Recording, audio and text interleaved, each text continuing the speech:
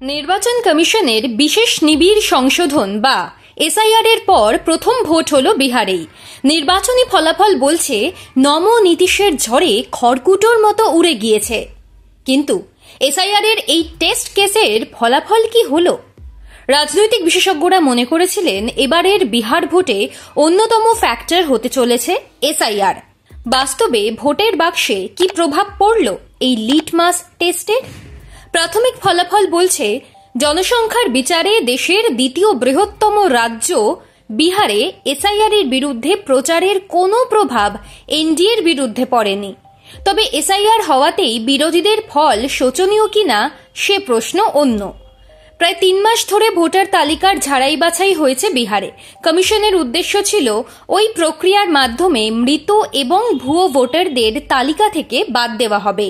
বিজেপির বক্তব্য ছিল ভোটার তালিকা থেকে বাদ পড়বেন অনুপ্রবেশকারীরা। তবে বিরোধী দলগুলি প্রথম থেকেই এই প্রক্রিয়ার বিরুদ্ধে সরব ছিল।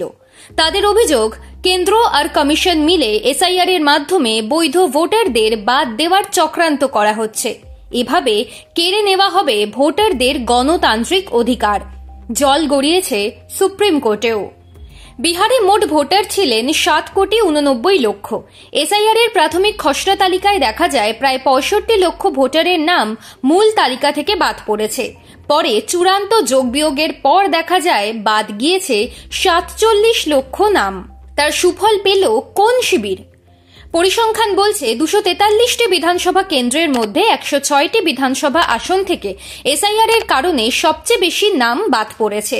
ওই 106 আসনের মধ্যে অধিকাংশতেই শেষ হাসি বিজেপি নেতৃত্বাধীন জোটের, যার অর্থ এসআইআর নিয়ে কেন্দ্রের চক্রান্তের যে অভিযোগ তুলেছিল বিরোধীরা, তা ভোটারদের মনে শাসক বিরোধী প্রভাব ফেলেনি, বরং তাতে শাসকের সুবিধা হলেও হয়ে থাকতে পারে। এনডিএর জয়ের জয় জয়কারের পর কেন্দ্রীয় স্বরাষ্ট্রমন্ত্রী অমিত শাহ উচ্চ কণ্ঠেই বলেছেন, বিহারের জনগণের প্রতিটি ভোট ভারতের নিরাপত্তা ও সম্পদ নিয়ে খেলা করি অনুপ্রবেশকারীদের এবং তাদের সহানুভূতিশীলদের বিরুদ্ধে মোদী সরকারের নীতির প্রতি বিশ্বাসের প্রতীক। ভোট ব্যাংকের জন্য যারা অনুপ্রবেশকারীদের রক্ষা করে তাদের জনগণ উপযুক্ত জবাব দিয়েছে। বিহারের জনগণ সমগ্র দেশের মনোভাব প্রকাশ করেছে যে ভোটার তালিকার শুদ্ধিকরণ বাধ্যতামূলক এবং এর বিরুদ্ধে রাজনীতির কোনো স্থান নেই। উল্টোদিকে আবার সমাজবাদী পার্টির প্রধান অখিলেশ যাদব এসআইআরকে নির্বাচনী ষড়যন্ত্র বলে উল্লেখ করেছেন। বলেছেন, বিহারে এসআইআর দিয়ে বিজেপি যে গেম খেলেছে অন্য কোথাও তা করতে পারবে না, কারণ ওদের ষড়যন্ত্র ফাঁস হয়ে গিয়েছে। আমরা আর ওদের খেলতে দেব না।